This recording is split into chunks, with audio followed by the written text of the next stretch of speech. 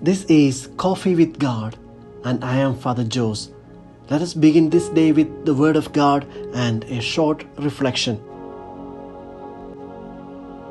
A reading from the Holy Gospel according to St. Luke, chapter 12, verses 13 to 21.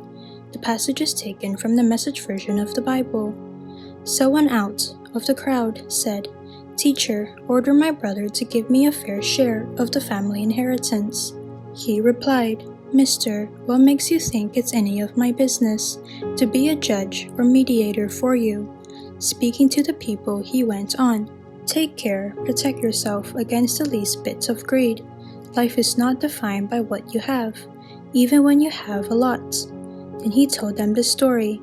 The farm of a certain rich man produced a terrific crop. He talked to himself, "What can I do? My barn isn't big enough for this harvest." Then he said, "Here's what I'll do. I'll tear down my barns and build bigger ones. Then I'll gather in all my grain and goods, and I'll say to myself, 'Self, you've done well. You've got it made and can now retire. Take it easy and have the time of your life.' Just then God showed up and said, 'Fool, tonight you die, and your barn full of goods. Who gets it?' That's what happens when you fill your barn with self and not with God."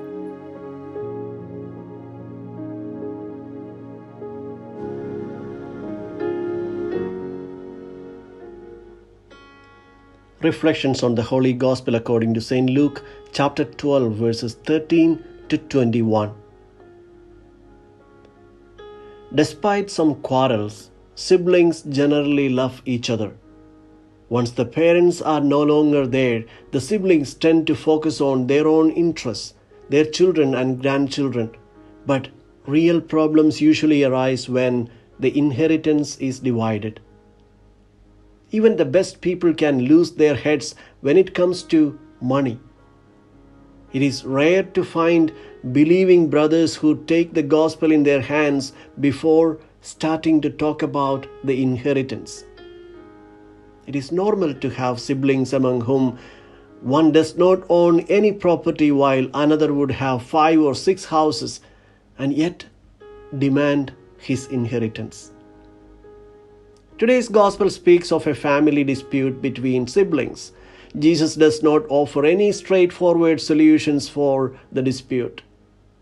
Instead, he chooses to go to the root of the problem. Be on your guard, he tells everyone, and avoid every kind of greed. For even though you have many possessions, it is not these possessions that give you life. Here, the cause of all evil is singled out: the greed for money and the desire to grab things. The disagreements on the division of family properties always arise when one forgets the essential truth. The goods of this world do not belong to us but to God. Who hoards the goods of the world for oneself, who grabs more than they should without thinking of others, distorts the plan of God, the Creator. The cravings for material riches is transformed into modern-day idols that humans worship. The inheritance in which Jesus is interested is something else. He has in mind the kingdom that will be inherited by the poor. He has in mind, as Peter will say to the newly baptized, the inheritance that does not corrupt, nor goes bad, nor passes away, in the first letter of Peter, chapter 1, verse 4. In the parable of Jesus, there are only 3 characters: God, the rich man, and the wealth. There is no mention of his family, wife, children, neighbors, or servants.